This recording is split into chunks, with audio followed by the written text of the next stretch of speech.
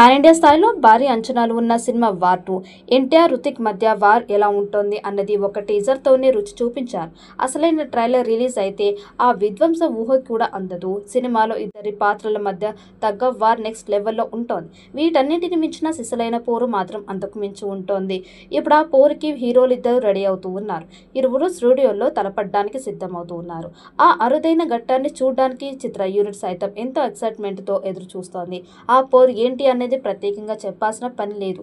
మార్చిలో ముగించాల్సిన పాట షూట్ జూన్కి వెళ్లిన సంగతి తెలిసిందే. హృతిక్ రోషన్ కాలికి గాయం కావడంతో ఇద్దరు కలిసి చేయాల్సిన పాట చిత్రీకరణ వాయిదా పడింది. అప్పటి నుంచి హృతిక్ గాయం నుంచి కోలుకునే పనిలో ఉన్నారు. ఇప్పుడు ఆయన గాయం నుంచి పూర్తిగా కోలుకోవడంతో జూన్లో పాట చిత్రీకరించడానికి సన్నాహాలు చేస్తున్నారు. జూన్ చివరి వారంలో అంధేరియాలోని యష్ రాజ్ స్టూడియోలో ఈ పాట చిత్రీకరణ జరుగుతోంది. ఈ పాట కోసం ప్రత్యేకంగా ఒక భారీ సెట్ని సిద్ధం చేస్తున్నారు. ఈ పాట కోసం హృతిక్, తారక్ ఇద్దరు జూన్ మొదటి వారం నుంచి రిహార్సల్స్ మొదలు పెడుతున్నారు. ఒక ప్రముఖ కొరియోగ్రాఫర్ ఈ పాటని కంపోజ్ చేస్తూ ఉన్నట్లు తెలుస్తోంది. టాకీ పాటకి సంబంధించిన 10 రోజుల చిత్రీకరణ పెండింగ్ లో ఉంది. చివరి షెడ్యూల్తో ఇది పూర్తి అవుతోంది. పోస్ట్ ప్రొడక్షన్ పనులు కూడా ఇప్పటికే ప్రారంభం అయ్యాయి.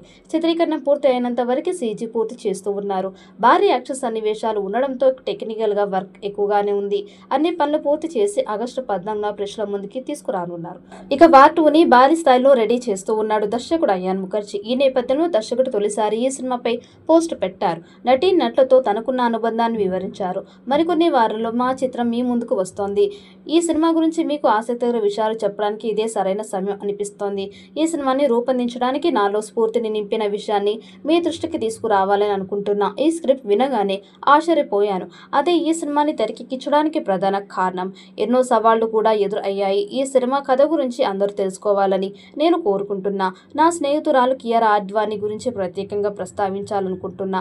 ఆమె అద్భుతంగా నటించింది. అలాగే ఈ 2 సంవత్సరాల్లో ఆదిత్య చోప్రా నుంచి నేను ఎన్నో విషయాలు నేర్చుకున్నాను. హృతిక్, ఎన్టీఆర్లతో కలిసి పనిచేసే అవకాశం వచ్చినందుకు ఆనందంగా ఉంది అంతే.